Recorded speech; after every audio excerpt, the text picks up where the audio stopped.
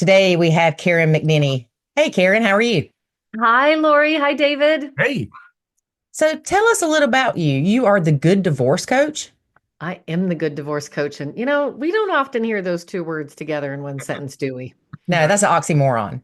And I am out to change the narrative because it just so happens having a good divorce is one of the options on the multiple choice test of dissolving your marriage. It does not have to be a dumpster fire. Is it in that small print somewhere? I think we have, as a country and as a movement and as family law has kind of hijacked the divorce process. Divorce has become a weapon. It's not a weapon. It's a tool, and it's actually a tool to help improve the primary relationship between those two co-parents. If you want it to get worse, stay in a bad marriage. It'll probably get worse. Hmm. So Mhm. what if we could use divorce as a transformative tool as we renovate the family, not tear it down? Okay. So Okay. this is my paradigm shift, and I'm so happy to be here on Nacho Kids to continue to spread the good word, so that we can do it differently. And honestly, I've built the business that I was looking for 14 years ago when I was getting divorced. And my husband and I,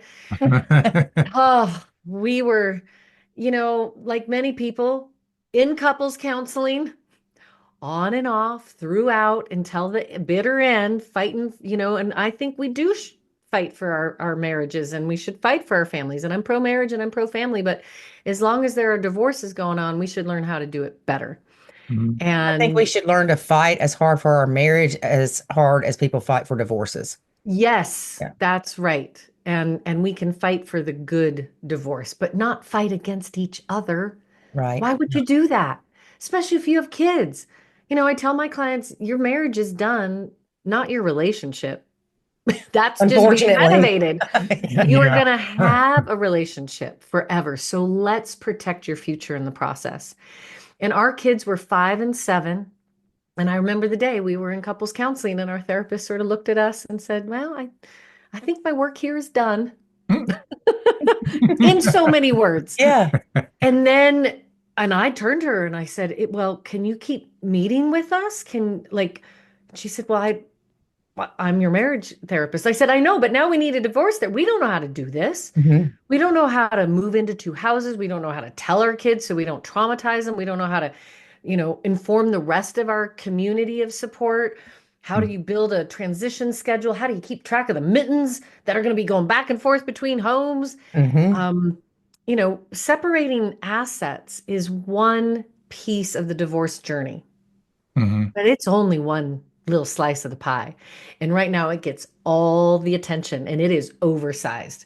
And Yes. it's where we need lawyers, Yeah. is to help us legally divide our assets and put in paper that we're no longer married. Hmm. But I think that slice of the divorce pie needs to shrink and be right sized Mhm. so that we give more attention to the other elements that are about protecting our future.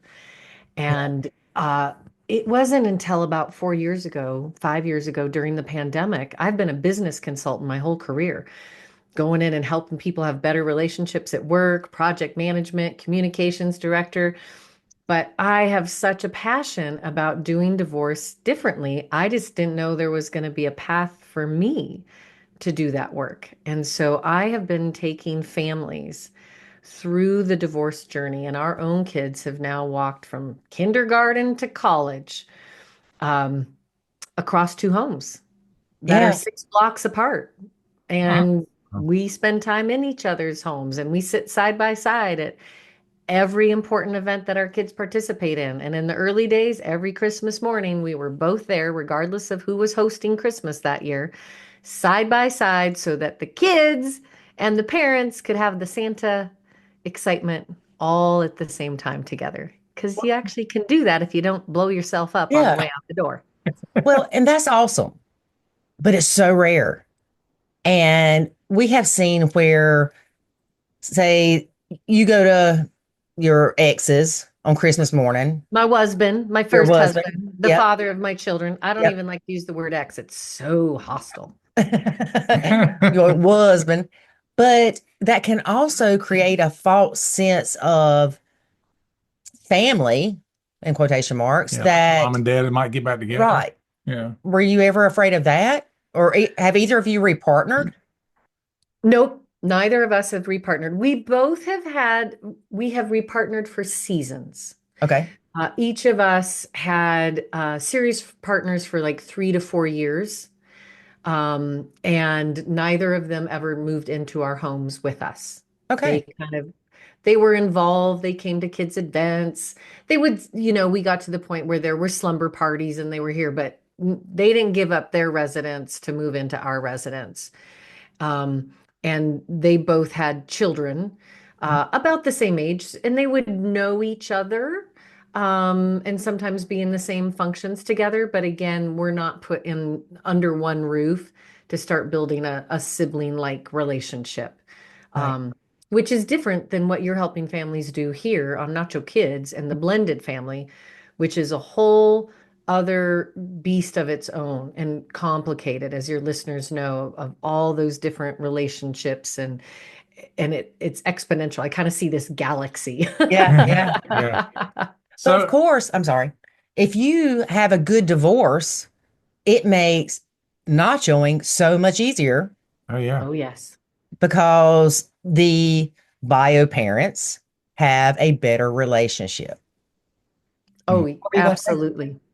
I was just thinking through like when somebody decides they need a good divorce, do they even come to that realization? Like for me, I felt like when that word came out of my mouth, it was, you grab a lawyer, you arm up, you get ready for the battle, you're getting friends and family on each side, to get ready to fight. I mean, it just felt that way the whole entire time.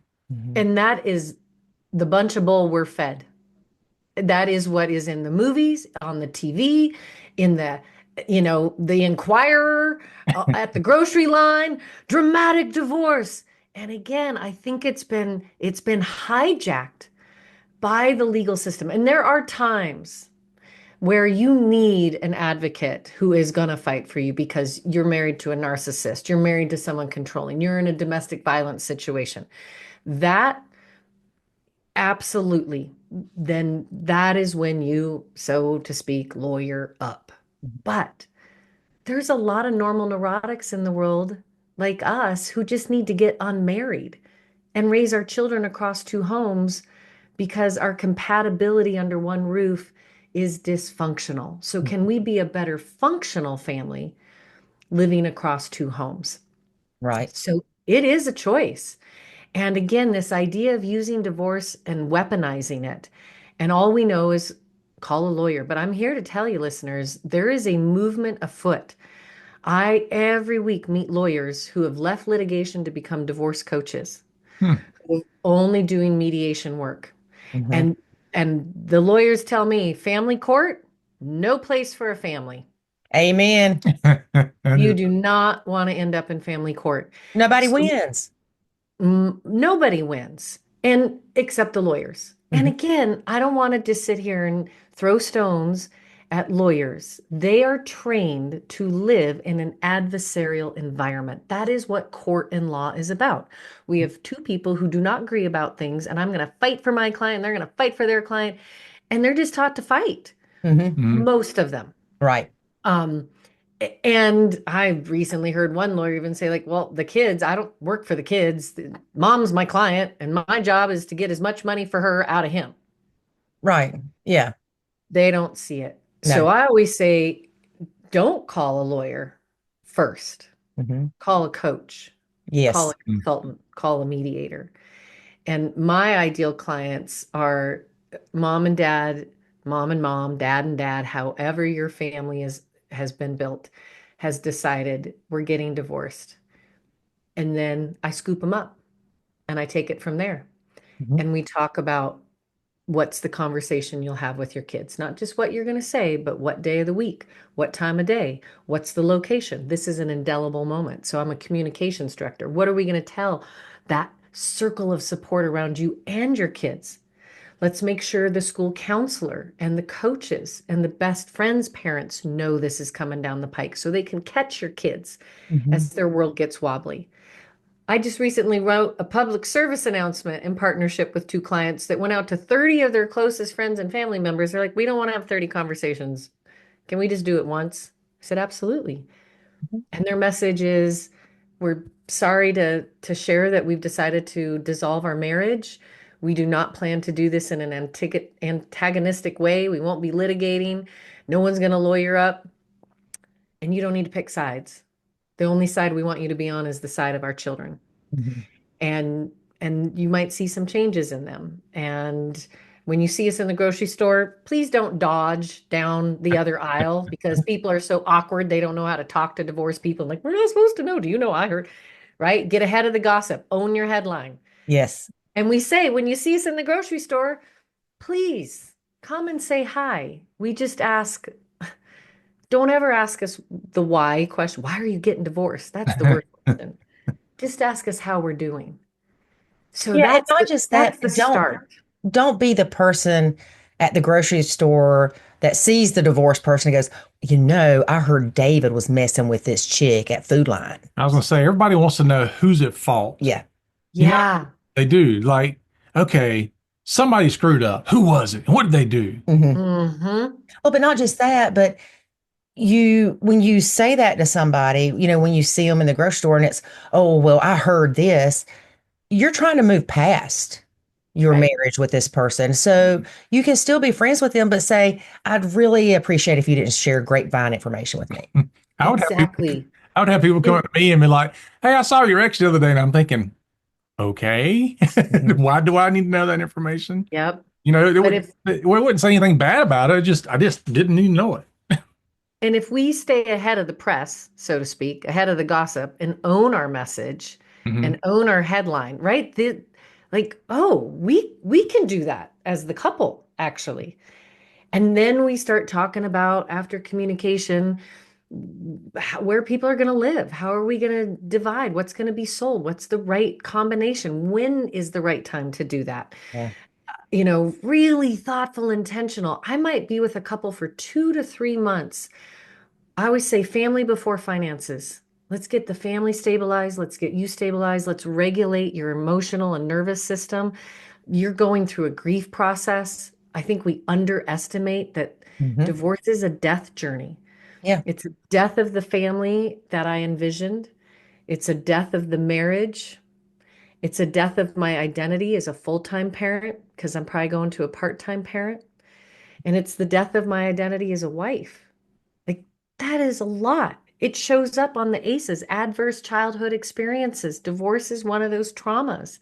Mhm. But as a society, we just keep tossing it off to the lawyers to make a bunch of dumpster fires, and people are left with the ruins. Right. Whereas if we can get in there and renovate your relationship, and I always say to the families I work with, I'm like, my clients are your kids, not the two Mhm. of you. Right. My clients are your kids, and I'm here to protect your future because you got graduation and grandbabies. What do you want it to look like? Are Right. you going to sit together? I just heard a terrible story about someone's wedding, and the parents like hijacked the whole wedding with their drama because they haven't talked in years, and the grown-ups could just not bring themselves to be grown-ups. Mhm. Enough of that, Yeah. truly. Now, do you see that this works across all situations, Oh, of or is it course not. okay? I was going to say because when you got situations where there's um, infidelity or abuse and things like that, I'm guessing you probably don't see either really interested in kind of going down that route. So, as I was saying earlier, sometimes you need that legal support because there's been domestic violence or there's addiction issues or high conflict or narcissistic personalities, right? People who, honestly, the other category that fits in there are people who stay too long, which is most of us. Because honestly, we know our truth long before we start speaking it, right? Yeah. Hmm. We Stay for the know. kids. You stay for the kids. And most kids, I just interviewed one for my podcast, The Good Divorce Show. She's 48. And she came on the show to talk about her divorce experience and how bad it was, and how that shadow, that long shadow of divorce, carries on all the way into her adult relationships. So you're right, David. It's not for everyone. And people who are already at war, they're not probably going to be very successful with a good divorce, because it is a side by side journey with me as a mediator, with me as a therapist, with writing their parenting plan together. And then we get a lawyer, we get a neutral lawyer for just the right amount of time to write up all the legal documents and submit it. And we work with that lawyer 3 to 5 sessions. That's it. Mhm. And I just was recruiting a lawyer, a neutral in Southern California, and I talked to him about this process and approach, and he said, "Huh, so you do all the drama and all the relationship stuff and all the kids stuff, and I just have to do the lawyering." I'm like, "Yes, please just do the lawyering. Mhm. That's what you're trained to do." And Right.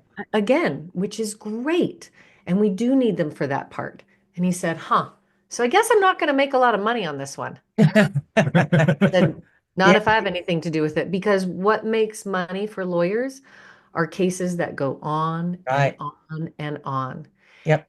And they're not incentivized towards peace. Right. They're financially incentivized towards war. And We've that is a problem. we've actually had lawyers tell us that they love the Nacho Kids method. They wish that they could make their clients watch certain courses that we have, but then they're like, Hmm. but it would cut into our money. I, Because I mean, really, it would, because you're not I going to don't want to fight hear so it. much. Yeah. Yeah. And actually, I had an attorney one time, and I've talked about this before, but the verbiage he used in my court order made it where I would have to go back. Yeah. And it's like, why didn't you Uh-uh. make it the other way? He said, job security. I'm like, well, It- you're a douche. Terrible. Yeah. Just Why terrible. would And you do that? again, lawyers that are listening, I know there are good ones out there who are Yep. in this movement. The collaborative divorce process is yet another movement where we come together and we agree from the beginning. You each bring your own lawyer in the collaborative process. And there's a neutral financial, there's a neutral mental health person, right? It's wraparound services. But you stay from the beginning. We won't litigate. We Mhm. won't go to court. And if the parents can't get together on that, and they're like, "All right, we're going to court," then the entire team is fired and you have to start over. Yeah. That's an agreement of collaborative. And this cooperative approach and the good divorce experience, again, not only is going to get you divorced, but I'm going to teach you how to be divorced, how to think about new relationships coming into the family, Yep. how to work through the transition schedule, and like truly, where are the mittens? Hmm. Who's got the instruments? Do you have the schedule? How do we use our family wizard in a way? How do we make decisions? How often do we need to be talking about our kids, and not just their schedule, but their emotional, social world? Who's Right. dating, not dating? It breaks my heart when I work with co-parent, when I do co-parent counseling, like post-divorce, that didn't go well. And I'll sit down to have a conversation with them about their kids, and they're like, "Yeah, we haven't talked like this in years. We don't really actually talk about our kids. We just talk about where our kids need to be." Right. Yeah. Well, that's not in the best interest of children. Right. So that's one thing we talked about that we could talk about was how to set yourself up for success after divorce. When you are going to introduce a new partner and the possibility of becoming a blended family. Right. And I want to tell you a story, and then I want to share some practical tips, listeners. And to Lori and David earlier, when you asking, have we repartnered in any way? Neither of us is repartnered at the moment. We just can't land that plane. Go figure. And it's funny because our kids are like, we want our parents to be happy and repartnered and have good people in their life, and it just hasn't been the right fit yet. But when my first husband, and there's only been one, but he is my first, and the father of my children, and he's a wonderful father, and we made an agreement in our parenting plan that said, no new partners shall be introduced to the children unless the relationship had been established a minimum of 6 months first. And that's just good science because we all know when you're falling in love, you got the oxytocin and the love drugs, and you just think they're amazing. And in contrast to my ex, they're really amazing. And some people leap in hook, line, all of it. But it takes at least 6 months to start to kind of land that plane of the relationship, and actually 12 to 18 months until all of those love drugs leave your brain. So you're saying wait 6 months until the children are introduced to your partner. Correct. Yep. I understand what you're saying and I understand why. Yeah. Because, like you said, you've got these glasses on, and after a while, they start to fade. But for instance, David had his kids most of the time. I Yes. had my kid most of the time. The only time we did not have our kids was every other weekend. Yep. So that was the only time we would see each other if that's what we would have done. We Right. waited a little while, probably several months, I think. Oh yeah. It wasn't, Yeah. It was at yeah. least 6 months. But we know people that have been in relationships less than 6 months, remarried, and introduced the kid like, Bam, bitty, oh, bam, I just bam, got bam. married. This is my Yeah, husband. I got Yeah. married over the weekend. And sometimes the stars are aligned, and that totally, I'm not here to tell anyone what to do. I'm telling you, here's some things to think about and to watch for.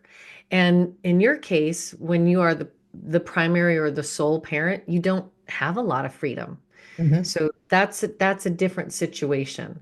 But you But can introduce them as a friend. You ain't got to tongue down everybody. that's right. And that's that kind of cascading experience where we're at a park, there's a gathering, there's a festival. And so because you also kind of want to check out your new partner around your kids, right? Hmm. That's the thing. And how does the kid get around the partner? But they don't have to be plopped into the front seat of your family car, right? They can be a Right. guest in the back seat on that road trip that you're having with your kids. And that's what I'm encouraging people to think about. Because what we're trying to prevent, and however you do this, what we're trying to prevent is the swinging door of people coming in and out of those kids' lives in an attachment way. And that's really what we're protecting is attachment style. So just imagine that I'm really fancy with the boys, and I got this boyfriend, and he comes and goes, and that boyfriend. Oh, and he's got a couple of kids, and now they're staying the weekend with us, and we're going on vacation, and whoops, that fell out. That didn't go. Oh, right, the next one. And it might have even been that my kids started to attach to his children Or to and him. now, or to him, and Hmm. then they're gone. Hmm. Because as grown-ups, we didn't do our part to kind of make sure we were solid first. Right. And so when those people are coming and going, and we're asking our kids, like, bring them into your heart. They're just part of our family. They're at the dining room table, which is what we want. But if it's not solid, we're affecting their long-term attachment styles Yes, because it's another loss. because the kid learns either I can't depend on anyone, everyone will leave, and they become avoidant attachment style, and they don't open up their heart because they don't trust. Because as a child, it never lasts, it doesn't Right. stick. Or same open, come and go, come and go, come and go. And that child's like, oh my God, they're going to leave. They're going to leave. If I don't hold on tight, they're going to leave. And then we get anxious attachment style. Hmm. And then they attach to everything that comes along and they bear down. And they're that teenager who breaks up and is still stalking the person or the 42-year-old because what we want is secure attachment. So we need to bring security to our children in those new relationships. And then I love what you said, Lori, about this cascade. Like they don't have to be the person. But once you feel like we're getting pretty solid, then we have an introduction that is it's at the school carnival, it's at a parade, oh, we're gonna get coffee. We bump into each other at a place like there's lots of people who come and go in our lives that the kids are not attaching to because they're not our number one. They're friends, they're acquaintances, they're folks that we've met. And if we can create an environment where the kids are easing into that relationship, then we first start talking about, well, I've got someone special in my heart. And it's age appropriate. Hmm. How I talk to my 6-year-old is different than how I talk to my 16-year-old or my 26-year-old. have my kids already come and gone in their own relationships now? Are they learning about love from their perspective, right? Mhm. And so we have an age appropriate conversation about this person, and it gives them time to like, well, where did you meet? And well, what are they like? And what do you like about them? And so they're starting to get information before they're put on the spot. Right. And I had a dad I was coaching recently, and he's like, I'm going to bring her over for dinner, and we're going to make dinner, and we're going to sit down. And he's got two teenage boys. And I said, that's a terrible idea. The last thing they want is to be sat at a table in front of a new person that they don't know. They don't even want that when it's a stranger, let Hmm. alone when it's the new girlfriend stranger. Like, you got to break it up. You Go got like bowling. go bowling. Exactly. You got it. And so there is this evolution of the relationship, not a revolution. Boom, Hmm. somebody just joined our family. And I think when we're thoughtful in that way, we've created a platform for what could be the blended family, the Hmm. future blended family that was done in concert with the children, not done to the children. Right. Hmm.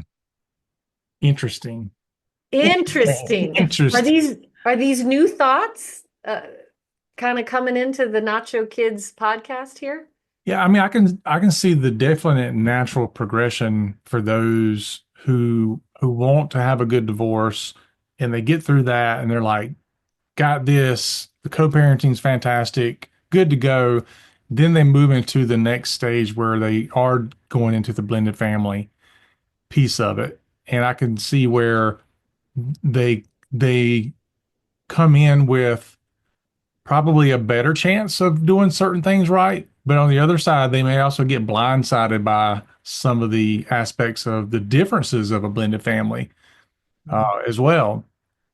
And a lot of that can depend on how their new partner sees things. Like I could see, for example, I could see Lori saying, "Well, if you and your ex get along so well, why are you divorced?" I said that one time Yeah. Yeah. because they were yapping And on the phone like they were best friends, and we had just started dating. Not we haven't long been dating, and I remember thinking, if they get along so good, why aren't they still together? Because I mean, it was really like, yeah, I got this going on, and like personal kind of stuff too. And so I told myself, I said, I'm going to leave and let him finish his conversation. And he's got 10 minutes to be at my house after I arrive, or I'm done. I'm not playing games, right? I had like very little tolerance. And sure enough, after I left, you must have been right behind me because you pulled up right after I did. I'm a smart man. But that did go through my mind of if y'all can get along so well. Now, granted, this was only a 1 day thing that happened, really. Mhm. But I know with my ex, that wasn't the case. So it was obvious while we were not together. But I'm like, if y'all can talk like that, maybe y'all should try to work things out. Well, again, let's look at divorce as the tool. And it might be that under one roof compatibility, not good roommates. Like we just live wildly different. Someone is OCD and someone is pigpen. Mhm. And it's a strain and a stress all the time. Our financial values, one is really a saver and believes in these kinds of behaviors around money, and someone else is a spender or overspends. It might be our intimate space and our bedroom is not compatible. It might be how we choose to involve extended family and what's important in those ways, which is why I always say, don't buy the house without doing the home inspection. Mhm. I bought a house and I didn't do the home inspection. It had great curb appeal. Might have a few little fixer up, but we're going to get in there and it's going to be fine. So there can be incompatibilities. And because we're living in the family home with those incompatibilities, the relationship it just starts to get full of all this tension. And that leads to then the toxicity that can happen and the high conflict. And then the kids see two parents who are no longer in a loving relationship. They're in a roommates situation, raising their kids as business partners, which doesn't set a great example. And if it becomes high conflict, so is it not possible that with the new information we have in our marriage, that we can take that relationship into two homes and actually get along better? Mhm. If you want to get worse, stay in the bad marriage. It'll get worse. If you want to make it really bad, go litigate and become enemies through the legal process. Right. But what if we could see that off ramp and know like this isn't going to work long term, that we have just too many differences, too many. It's like putting ketchup on the ice cream. Mhm. Ketchup, great. Ice cream, great. But ketchup should be with French fries, and Now, ice I cream used to eat should be with ketchup hot chocolate. sandwiches. I did. Growing up, I would eat ketchup sandwiches. Don't ask me where that came from, but so ketchup on ice cream might be good for somebody. Mm. But And here's and my so we're question. talking about fit. And so Mhm. I don't think it's a crime for two parents to get along across two homes as divorced individuals. That's actually what I would hope for. And Mm. I heard one woman, she's like, I don't know. He just he and his ex-wife get along so well, and he'll still go over there and help her with a project every now and again. And I'm like, are you insecure? Are you jealous? Is your relationship not solid enough to allow him to still like be a supportive human in her? Do we want our exes to be the enemies? Is that actually the goal? Not from my perspective, not as the good Yeah, divorce. I don't know that that's the goal, but I can see where there I don't see Lori being okay with me hanging out with the ex or I'm going not saying go to doing lunch and dinner and go on vacation or anything. well, even just in your scenario, going and helping something around the house or whatever. Um, I can see that being problematic because my thought process is it's easier for you to sleep with somebody you've already slept with. And if you've been with Mm. that person before and you've had that type of relationship before, it's very easy for you to go, uh-oh, I messed up. She was going to pay me in bartering that I didn't know I was getting paid by. Oh, well, I would never suggest anyone put themselves in that sort of situation. And if you have that kind of slippery slope with your ex, steer clear. And that's what I'm You should saying. know what kind of slippery slope you have Well, Yeah. and not know just what your that, own integrity is. but if the ex is a trouble starter, Well, don't do that then. right? Again, it's not every, like, if it's a problem, you don't have that kind of relationship. But there's a lot of us, right? Yeah. Where if I didn't have any other friends in the world, I mean, hopefully you got other friends and it's not just your former spouse. They're But all I females stand. though. I can't. So I was, as we were chatting, I was reminded of something my kid said because, we haven't been a blended family, but very early on, pillow talk when your kids are falling asleep and the lights are out and you've read the books and then these things bubble up. And you're like, where did that come from? Hmm. All of a sudden one night, they were probably 6 and 8 years old, and my daughter from the top bunk says, Mama, are we gonna get new brothers and sisters? And then my son from the bottom bunk says, Oh, I'd love a big brother. And my first response, it was horror. It was because it just meant so many things that I didn't want. And it was early on. It just felt like a threat to the family and a fear. And I took a breath and I said, Well, I'm pretty sure my body's not going to give you any more brothers or sisters. And I don't think dad's going to have any new babies. I said, Yeah, but we could have like stepbrothers and sisters. Like our family could grow. Like you could fall in love with somebody who has sons and daughters and our family could grow. And they were so excited about that paradigm. And all I could see in my place of fear in that moment was a scarcity model. Like there was going to be less for me and there was going to be other people moving in and my pie of love was shrinking and it gave me such a panic and I felt so protected from that scarcity mindset. But here's these kids and they're living abundance style. It's Hmm. abundance mindset. It's bonus family, Hmm. brothers, sisters, parents. And I realized I had to step back and make some space in my heart to know that there might be bonus family members that would be wonderful influences and additions to our family, like you have found, like many of your listeners have found in the bonus blended family, and then the boundaries around that. But Hmm. in the spirit of the kids, they didn't see it as a threat at all. A lot of times I can see where the kids come from. Like, oh, great, we're gonna get a brother or a sister. Somebody to play with. Yeah. Yeah. But at the same time, I know with my son, he refers to David's kids as the brothers. That's kind of what everybody refers to them as. Instead of saying everybody's name, because there's four of them, it's just like the brothers. The brothers. Yeah, the gang name. And, but they still looked at my son as the step sibling. But Uh, my son looks at them more as siblings because he doesn't remember life without them. right. And a lot of times we see step parents say, I'm worried about how these step kids are going to influence my child. Hmm. And my response automatically is, what are you going to do when they're at school and they have a bad influence? Right. We can't control it all. Right. That's why you teach your child how to handle situations and you teach them right from wrong. And you don't lower your parenting standard just because your partner isn't as high on theirs as you are. You know what I'm They're saying? Like, just different. They're yeah. just different Yep. styles. I don't even like to put judgment on it.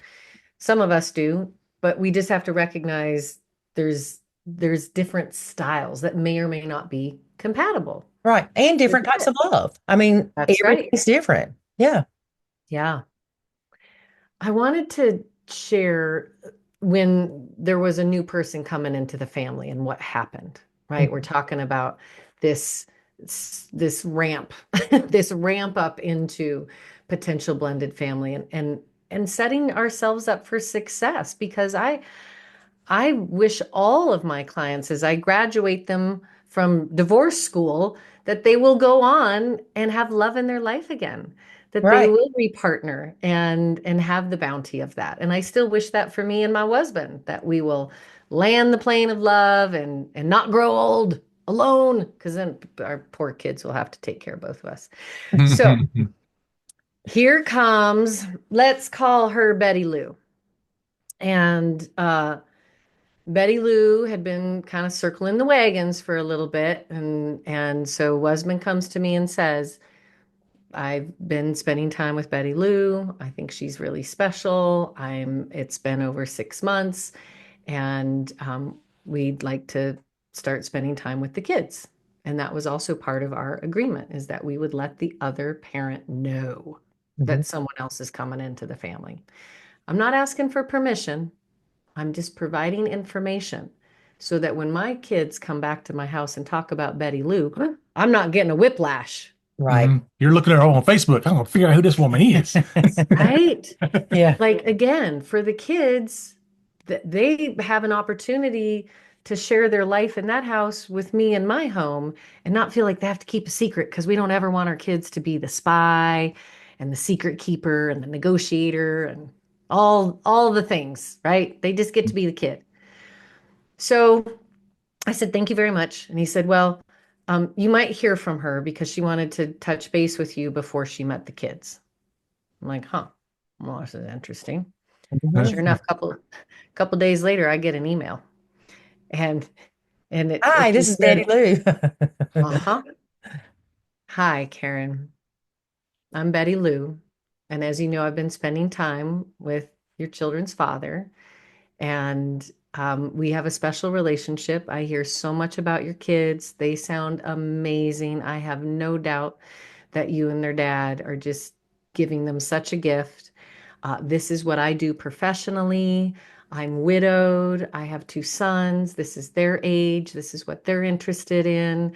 And if you ever wanted to have a cup of coffee, I just would really like to sit and meet you.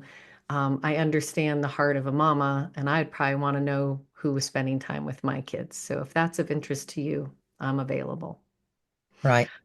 I'll tell you what, I did not want to like this lady from the word go, but I got that message and my heart melted, just melted, because she did speak to my mama heart and she was respectful. Mhm. She did not try to claim territory. She knew not her kids, and and made a soft start, right? Again, setting us all up for success. So, And I so wrote, why did you just said you didn't want to like her from the word go? Why not? because she's the enemy. But And what I know about anger and hostility is it's usually covering up a layer of pain and sadness. mhm. right? So this was the first person that blended into our family. And I was just like, someone else is going to tuck them into bed. Someone else is going to read those stories. Someone It's like else is, that pie you were talking about. That piece of that pie is just, yeah. yep. And I already had grief that I missed half of the bedtimes, but now someone else is going to get to enjoy those bedtimes Mhm. alongside their father, of course. I'm not saying it's rational. It's That all mentality of emotional. somebody else is playing happy family with your Yeah. kids. Yeah. Yeah. And they might like her, and that might hurt my feelings. They might call her mom. Hell no. No. So do you want to hear the end of the story? Yeah, yeah, yeah. So I wrote her back. Thank you so much. Nice to know. I'm super busy. I'm on the road all the time. I'm not putting you off, but really, like, it's going to be a month before I could even land. And she said, that's fine. But she had agreed to herself and with dad that she would not meet the kids until she met me. Oh, wow. I'm impressed. So it got put off. They broke up. Yeah, because I literally didn't have time. And at one point he's like, "Hey, I know you're on the road a lot traveling right now and speaking at all these conferences, but if you get a moment, could you reach out and have coffee with Betty?" Like, I'm trying. So I had a spontaneous moment one day. A meeting got canceled in town. Called her, left a message. Hey, you might not be free. I got a couple hours right now. I could meet you at the cafe for lunch. She sent a text back. Oh, yeah, I was just out moving all the hoses around and got in from a run. I'll come right over. And she showed up in her work clothes, fresh from a run with a baseball cap on. She didn't have to come and posture. She wasn't proving anything. Full, authentic, grounded, lovely. We had just a really nice lunch. We didn't talk about him. We talked about what it is to be a parent. We talked about what it is for her children who lost their father. We talked about the community that we live in and the fun things that the kids have enjoyed. And her boys are teenagers and those challenges and to be professional women who run our own business. And at the end, I finally did say, I'm a little surprised that dad like agreed to this introduction for us to meet and have lunch together because I would think that would make him a little insecure or upset or unsettled. And she went, "Oh, this wasn't up to him. I mean, he knew. I told him, but this is mom to mom business. And this I know is important, mom to mom." Hmm. And I just grew to adore her. Yeah. She was great for our children. It just so happens she's a marriage family therapist. Really? How about that? And that's why she knew what to do. Yeah. And that's what I'm saying to you listeners in all of this. Like there are so many more options of intentional behavior that will set us up to succeed so that our blended families and our bonus people who come into our life aren't there as a burden, that we can see it as a blessing if we do it right. And one of the things I noticed, this is kind of my punctuation mark to this story of Betty Lou coming into our family. And I could tell my kids, and she maybe even said something to me as a concert, because we'd all sit together, her and husband and husband, my parents, the everybody, we're at the Christmas concert together. So we were in the same space a lot. And she just said, the kids are so protective of you, Karen, and they always make it very clear to me of who their mama is. And I would never, that's not my role, and I would never identify as that. But she kind of gave me a flare. And so I asked the kids about it. And what I realized, and I was reminded of a story that a mentor had shared with me when I was pregnant with my second child. I'm like, I don't know how I'll love them as much. This baby has so much love, has all my heart. And she said, well, you're not going to slice up the pie of your firstborn, your love pie, and give half of it to the second one. I mean, poor David, his kids would only have a quarter of a pie if that were the case. Hmm. You get a She new pie.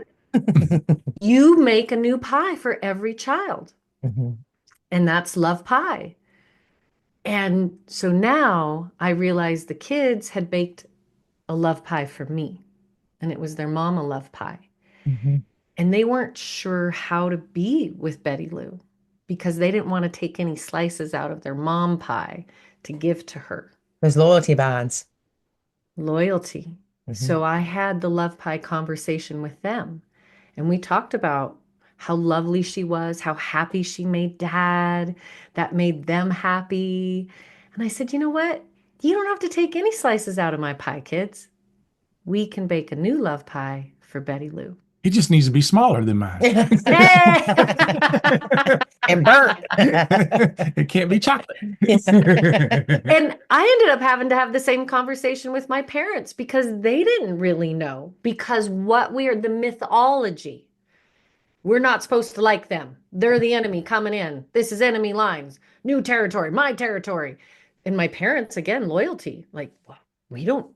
And I told him, I said, she's great. Why would we deny our kids more love? There's lots of school teachers and babysitters and neighbors and their friends' parents. Like they're all loving on my kids. This is one more person who does want to love on my kids, Mhm. not be damaging, not take my role, Mhm. not be their parent, but just to be a presence of love in their life and goodness. And Right. because they love their father, that's an extension of that. And I told my parents, you need to bake a love pie for her too. And know that I'm not threatened by her.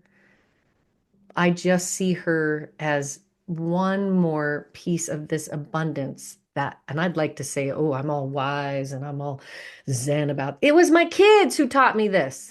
It was my children who taught me that the blended family and bonus people are abundant, bring abundance to our life. They're not takers, they're givers. Hopefully, when we do it right. Mhm. Yeah. I know a lot of partners or ex-partners was people. Was The Yep. people. was people, they don't want the new person in their life to meet the was person in their life because the story they told their new person may not be the truth, and they're afraid that the was person is going to tell the Oh, truth. The wuzzy huzzy. yeah. Well, that just sounds like grown-ups not being grown up. That's Amen. playground, gossipy, oh, da da da da da. What? And if you haven't learned anything, families, from your journey of divorce, you cannot control anyone else's story. Nope. Period. You just can't. Nope. So we do our best to live in our integrity, to live in what is our truth, and two truths can coexist. I'm a mediator. I'll live in that world. Hmm. You like, we're sitting in the same movie theater, but you know, when you walk out in the lobby and you're like, that was amazing. And like, that was the worst movie. I'm like, were we watching the same movie? Right. Yeah. We're there, but we're not seeing it the same or experiencing Hmm. it the same. And again, I think if there's damage done in the divorce process, I think if we stay too long in those relationships, and you said it like, well, if you're getting along so well, why don't you just stay married? Hmm. Again, if the incompatibility is such that it's creating such disruption in the household. And again, because the mythology is that unless your marriage is on fire, you better not leave it. So what happens is that, let me put it this way. You go grab your jar of mayonnaise out of the fridge and you take the lid off and there's a little bit of green stuff there. And you're like, well, the jar is good, but No, it's not. I'm just going to wipe the green stuff out, put the lid back on and stick it in the fridge. She's been watching me. Mm. Uh-huh. And then you take it out again and you're like, ooh, there's a little more growing here. And we keep doing that until it's bad. And people are eating that mayo and they're getting sick. Well, what if we just saw that it was going bad and we didn't have to wait till the whole jar went bad? And our marriages are the same thing. We know when that first start of mold starts to show up. And I'm like, go to counseling, go to couples counseling, dive in, save that Mayo marriage if you can. Right. But Man. if you can't, the challenge is because the narrative is stay, stay, stay, stay for the close. You know, we've got religious pressures, we've got governmental pressures, we've got family pressures and expectations, we have our own expectations. I always say, as long as we both shall live, are you sure that's the right sentence? Or is it as long as we both shall love? That's the vow that I think we should be taking. As long as we both shall love, and we double down and work on that love. But when we start to feel a marriage going Mm. south and we're in recovery, we start doing the things to make it bad enough to leave. And I think that's when infidelity starts to show up, when addictions start to rear their head, when the frustrations and the anger and we kind of set our partners up to fail in our eyes, right? We begin to craft a story through action and behavior, conscious and unconscious, until we can turn to our friends and family and the invisible judge and jury and say, look at this marriage. It's terrible. Of course I have to leave it. How? And we all run from the house that's on fire. Mm-hmm. But Yeah. if we had some wisdom and permission, when we take that lid off and like, oh no, let's stick it back in the fridge and see if we can save it. Maybe we got enough of the bad out, but what if we could leave while there was still respect and compassion and appreciation and a sense of love and just the wisdom to know that this is going to go south. Let's not make it worse, because we actually need a full jar of mayo between our two houses. Like, we got to have, if we got kids, we don't want to leave in a relationship that's already destroyed. We want it to still have some scaffolding, because we're going to raise kids together. We're going to sit together at graduation and weddings, and we're going to have to fight over the grandkids in the same way that we were fighting over our own kids. So Yeah, and bake I more know pies. Feel like these a are, bakery over here. yep, big paradigm shifts Time to around, make the pies. more love. Yeah. Well, I mean, I'm excited about getting divorced now, Karen. I appreciate it. So, David, 1 second. yeah, we got to sort this out. Uh-oh. Rewind. So how can people find you online? And you said you had a podcast. So how can they find all that information so that hopefully they're coming to us better prepared? That's right. I want these families to come to you already knowing about Love Pie. And they can find me at thegooddivorcecoach.com or under my name, KarenMcNenny.com. But that's harder to remember and spell. But Good Divorce Coach will get you to all of the things I have online. And my podcast is The Good Divorce Show. And if you're listening today and thinking, she really is just full of crap, this is Pollyanna. Well, 50% of my guests on The Good Divorce Show are families, adult children of divorce, step siblings who come on and tell their stories of how it went well, how they're doing it well, so that we hear more and see more examples, because that makes it reality. Like, oh, that is one of the options. Look, these Right. people did it. Oh, and they did it. And when the only thing we amplify is drama and destruction, then that's the only choice we think we have. Right. But there are a lot of other ways to move as a family in this world and to grow family. And both of you know that. Yeah. Through My you. parents got divorced when I was 30. And you would think that it wouldn't have that much of an impact on you at that age. Oh my gosh. It turned into my mom thinking I was her friend so she could bash my dad. Oy, And oy. I'm a daddy's girl. So I'm like, Oh, I'm not your friend. I'm your kid. And that's my daddy you're talking crap about. never at any age is that appropriate. It's just not. What are you supposed to do with that as a child? What do you do with that information? What do you do with Do it you as an adult? exactly? Yeah. Yeah. It's like I It's could have this. lived the rest of my life without knowing half that crap you just spewed. There's nothing for you to do with that information except now it's just going to be held and create discomfort. And again, you say this on your show. Every child is a product of both their parents. Even if they see their parent as like, oh, they see their bad habits or their negativity or whatever. At the end of the day, loyalty wins Yes. 100%. both ways. There is nothing to be gained Hmm.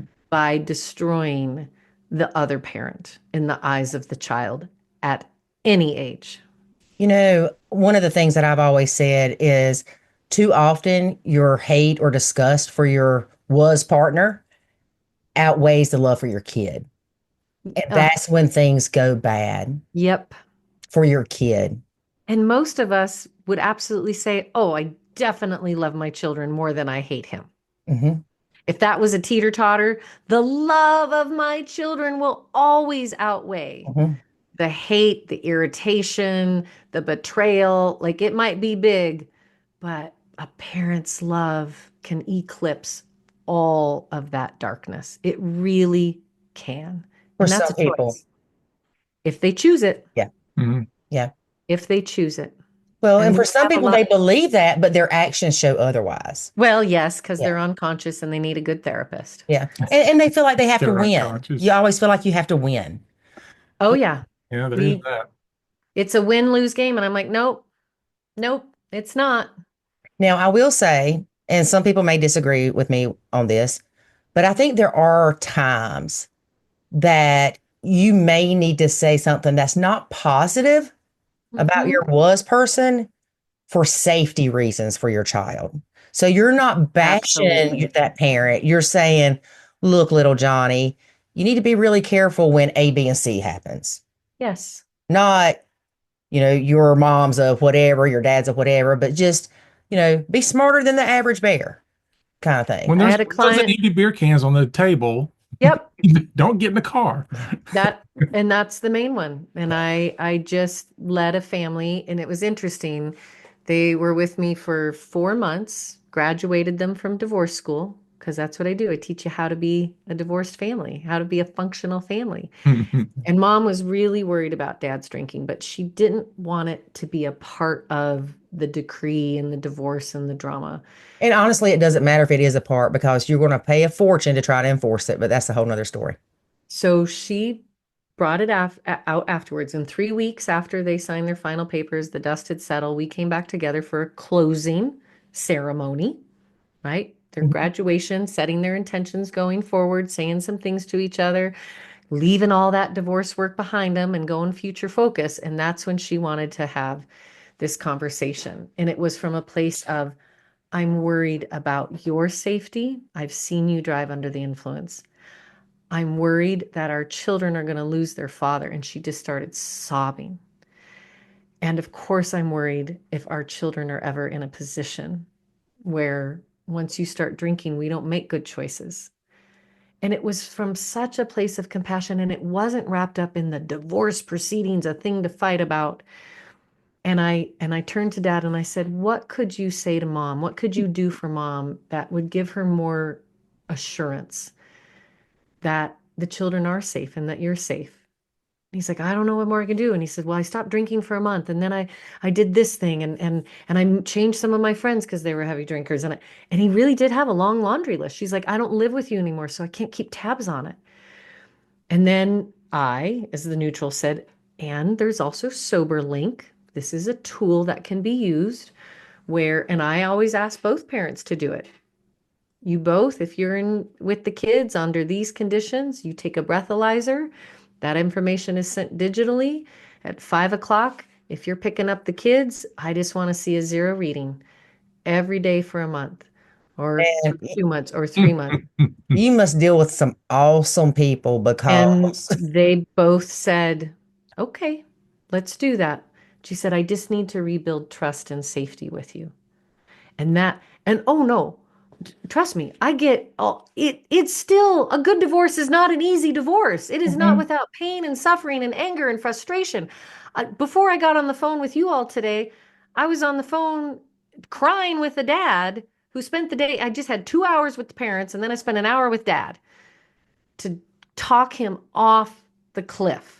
Mhm. So it is hard work and it's like a decathlon. So when I say I'm a coach, it really is like, you can do it. This is a crap sandwich right now. It just is, but it's not forever. And I think when you have someone there who's witnessing the pain, like it's really hard. And I Yeah. know they really drive you nuts. And I see her controlling and I see how he doesn't ever put anything on the calendar and misses everything. Like Mhm.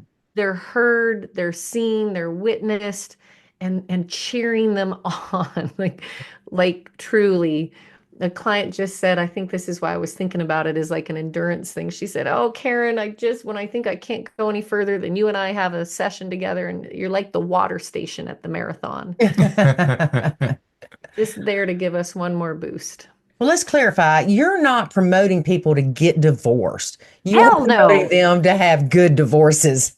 Yes, absolutely. What I know is that the majority, 51, 50, 52, the number keeps changing, but there is a mass amount of families going through divorce. It's, let's call it an epidemic, Mhm. but we don't. We call cancer an epidemic, we call COVID an epidemic, all these other things that have negative effects on us as a society. We rally around those people and we help find ways to make it better. If my husband had actually died, right? Mhm. My grief experience would have looked really different because people would have set up a meal train for me. Yeah. They would have sent a housekeeper to my house once a month. They would have made sure on those lonely nights that I had comfort and care. They would have ran right over to me in the produce section and given me a hug and said, "How you doing?" Yeah. Yeah. But it wasn't the death of a person. It was the death of a family, a marriage, an identity as a wife, and full-time parenting. And we all know how dark those days are. But as a society, I think we are neglectful of families going through divorce. Right. I completely agree, which is also neglectful in families that are recoupling and step families. That's right. And thank goodness, Nacho Kids, the Good Divorce Coach, there is a movement happening.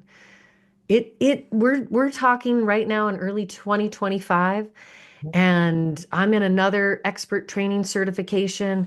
There is a movement of professionals and industry experts who want to see this change. Mhm. So I'm just excited to be talking to you and your listeners as fellow pioneers in the movement. Mhm. Yeah. And we're excited to talk to you. Thank you. And it's great what you're doing, 100%, because like I said, I know my mom and dad's divorce wasn't good. I actually was married before my son's father and I were together. That divorce was easy. I paid my $250, didn't even show up to court. I mean, Done and done. When there's not kids, a lot of times you can walk yeah, away I and don't even I don't want anything but a way. That's it. And yeah. and that was easy. But what's interesting is I still have, I would say, a decent relationship with that person. I mean, I haven't talked to him in a while, but I ran into him 5, 6 years after that, and it was like, hey, how you doing? I mean, you don't want anything bad for him. So that was a good divorce. I had a good divorce. Yeah. And Too in bad it wasn't with particular, the when other you one. think about the mother or the father of your children, right? There was a love story there. For Hmm. most of us, there was a big love story that led to a wedding and a celebration. And I say these children come from love. Well, just because you're getting divorced doesn't mean you have to flush all the love away. You Right. don't. It's that's the zero sum game that we're all stuck in that needs to change. We actually can still have kindness and fondness and care for you. I just don't want to be married to you. Mhm. I don't I want to just don't be. want to see your face every day. That's right.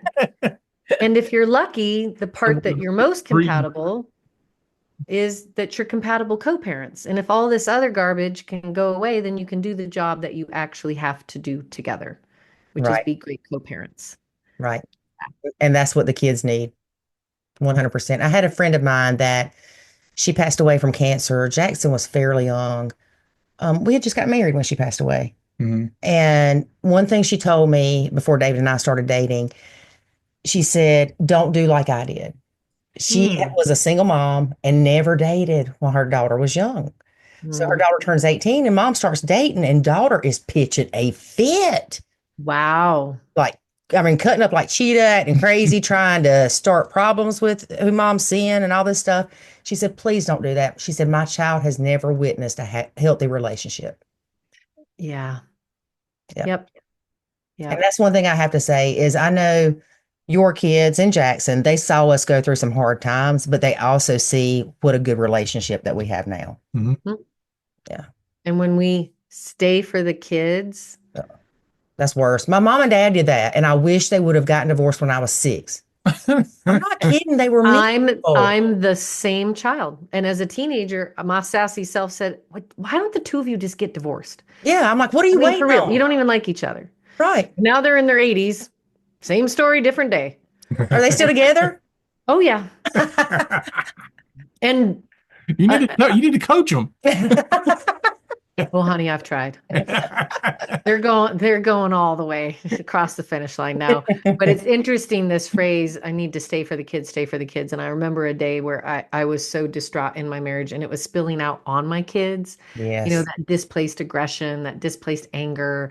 And it was so unattractive and it was breaking my heart. And in that moment, I thought, I need to leave for my kids. Right. Actually, leaving is going to save my family, Mhm. not my marriage, but the family is Right. intact. The family is successful. Yeah. And if you're going My through I'm sorry, go ahead. Nope. Well, Train left the station. I was going to say, but that's like even if you're having a bad divorce, you're having a good day, you go to the mailbox, there's a letter from the attorney, you take it out on your kids. You don't Yeah. mean to, but you're short and you're snappy with them. And so the bad divorce, it affects so much more than just you. It affects your job Oh, yeah. because you can't focus when you're like, well, let me look on here and see what I can find about them that my attorney can use. You're just it's not good at all. And people who are at work and going through a divorce are mostly useless, myself included, right? Yeah. It's such a, and again, if my spouse had died, I would be covered by the Family Medical Leave Act. Hmm. My employer would be giving me lots of space and comfort and support. People would be donating time off for me to recover and come back to work solidly. Divorce is not covered by FMLA. That is a penalty to divorce families, one in which I hope in my lifetime I'm part of changing that law Hmm. because it just doesn't make sense. Yeah. We are underestimating the effect and the pain and the hard, hard journey of divorce Hmm. to the point of neglect. Right. So, Right. amen to kids, right? We're here to teach you, listeners. We're here to support you. Um, and it's a movement. Yeah. I'm excited about it. Yep. Yeah, me too. I'm ready. Yep. All right. Well, go help people, Karen. Yes, and thank you both for sharing your audience with me. And I always end my podcast by reminding everyone that when you're in it and it's hard, don't worry, everything will be okay in the end. And if it's not okay, it's just not the end yet. Yeah. And like we say, life is good when you nacho. Not show up. Thank you both so much. Thank All right. you. Thank you, Karen.